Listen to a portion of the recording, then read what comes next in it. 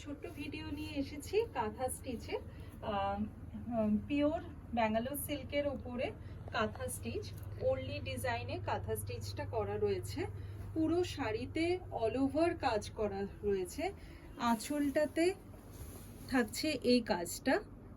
পুরো শাড়িটা একটা অফ হোয়াইট কালারের পাইপিং বর্ডার করে ফিনিশ করা রয়েছে সুন্দর করে। পুরো শাড়িতে একই রকম ভাবে কাজটা আসছে। একবার দেখিয়ে দিই পেছন দিকটা। এটা থাকছে পুরো সামনের দিক, আর পেছন পোর্শন এইটুকু শুধু আমাদের ইন করার জন্য, বাট বাকি পুরোটা শাড়িতে কাজ রয়েছে। আর এটা থাকছে ব্লাউজ পিসের পোর্শনটা। এটা থাকছে ব্লাউজের হাতায় কাজ থাকবে, সেখানেও পাইপিং করা রয়েছে।